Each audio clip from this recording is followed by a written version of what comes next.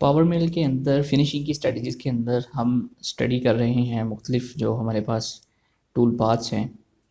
उनमें से आज हमारा जो लेक्चर है वो है रेडियल फिनिशिंग के हवाले से। रेडियल फिनिशिंग की स्ट्रेटजी क्या है, इसका बिहेवियर क्या होता है और इसके साथ साथ हम इसको कहाँ पर इस्तेमाल कर सकते हैं, और दूसरा जो दूसरी स्ट्रेटजीज़ हैं फिनिशिंग की, उसके साथ इसका जो वाज़ेह फ़र्क है वो क्या है, ये सारा के सारा हम आज के लेक्चर के अंदर देखेंगे।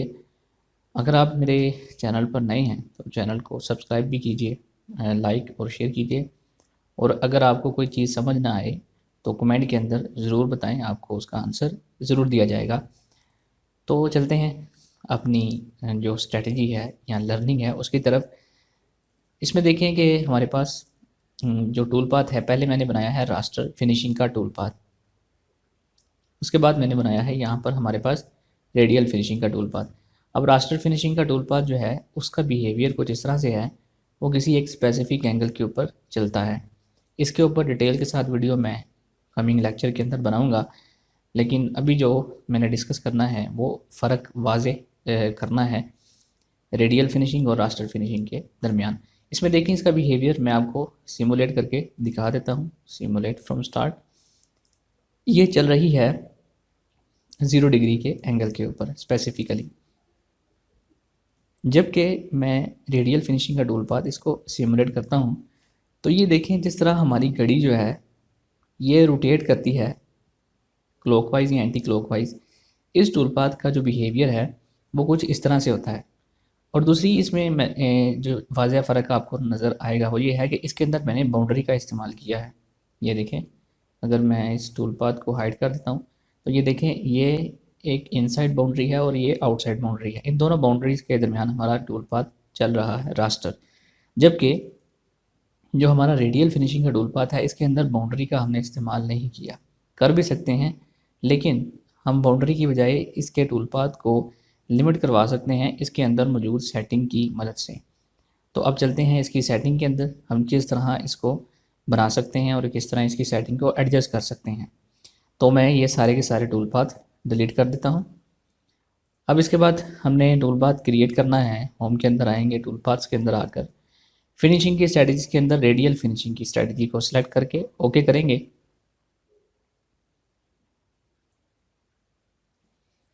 अब यहाँ पे सबसे पहले जो हमारे पास ऑप्शन है वो सेंटर पॉइंट की है, एक्स और वाई।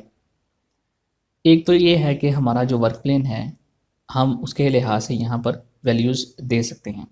अब ये देखिए मेरा वर्क प्लेन जो है वो बिल्कुल सेंटर में पड़ा है, तो मैं यहाँ पर 0 0 लिख के तो सेंटर पॉइंट दे सकता हूँ जहाँ पर हमारा वर्क प्लेन पड़ा है। दूसरी ऑप्शन जो है वो ये हमारे पास पोजीशन इनपुट फॉर्म है, इसको मैं ओपन करता हूँ।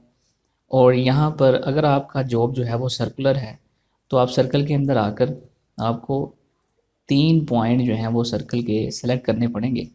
तो ये देखें, ये 3 पॉइंट सर्कल के सिलेक्ट हो गए और उसने उसी सर्कल के अलोंग एक जो है वो पोजीशन बना दी है सर्कल की। इसके बाद हम इसको अप्लाई करेंगे और ये देखें यहाँ पर एक्स और वाई 0 0 आ गया, यानी हमारा सेंटर पॉइंट जो है वो सिलेक्ट हो चुका है हमारे टूल पाथ का।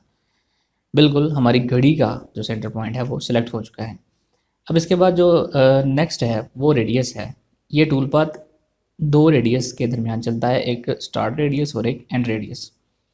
अब स्टार्ट रेडियस के लिए मैं स्टार्ट के ऊपर क्लिक करूँगा और ये जो मेरा 0 पॉइंट है यहाँ से लेकर और यहाँ तक, ये जो हमारा रेडियस 1 है यहाँ पर क्लिक कर दिया तो ये मेरा स्टार्ट रेडियस है। यहाँ से मैं अपना टूल पाथ स्टार्ट करना चाहता हूँ। अब उसके बाद एंड रेडियस है, उसके लिए मुझे फिर से जो हमारा मेरा सेंटर पॉइंट है वहाँ से लेकर और एंड पॉइंट जो है या एंड रेडियस जो है उसके ऊपर मैं क्लिक करूँगा तो ये 2 रेडियसेस यहाँ पर ऑटोमेटिकली सेलेक्ट हो जाएंगे। एक तो तरीक़ेकार ये है जो मैंने आपको बताया। दूसरा तरीक़ेकार, अगर आपको ये रेडियस पता है तो आप डायरेक्टली उनकी वैल्यूज़ भी यहाँ पर पुट कर सकते हैं। अब इसके बाद जो अगली ऑप्शन है वो एंगल की है, स्टार्ट एंगल और एंड एंगल।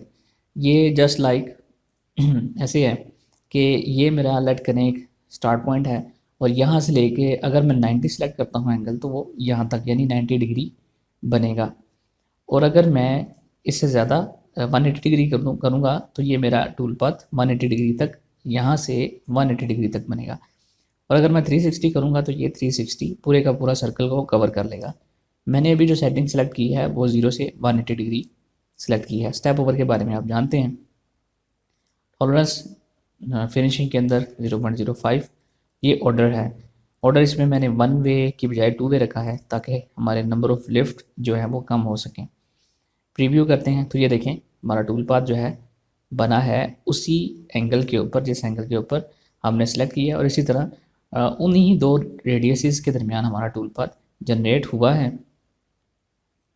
अब हम आएंगे टूल एक्सिस के अंदर सॉरी लिंक्स के अंदर, और लिंक्स के अंदर आकर मैंने जो ऑप्शन चूज़ की है वो ऑन सरफेस, और सेकंड ऑप्शन मैंने सेव रखी है। अब इसके बाद हम इसको कैलकुलेट करेंगे तो ये देखिए हमारा टूल पाथ कामयाबी के साथ जनरेट हो चुका है। अब हम इसकी छोटी सी सिमुलेशन भी देख लेंगे ताकि हमें इसका बिहेवियर आसानी से समझ आ सके। तो ये देखें ये बिल्कुल जो हमारा जिस तरह हमारी घड़ी की रोटेशन होती है उस तरह ये एंटी क्लॉकवाइज जो है वो रोटेट कर रहा है, और इसकी जो मूवमेंट है वो लीनियर है, यानी जो हमारा ईच मूव है वो टुवर्ड्स सेंटर पॉइंट है। तो ये इसका रेडियल फिनिशिंग का बिहेवियर है। तो मैं उम्मीद करता हूँ कि आपको रेडियल फिनिशिंग के बारे में काफ़ी अंडरस्टैंडिंग आपकी क्लियर हो चुकी होगी। तो मिलते हैं नेक्स्ट वीडियो के अंदर एक नई स्ट्रेटजी के साथ, एक नई मालूमात के साथ। तब तक मुझे दीजिए इजाज़त। अल्लाह हाफिज़।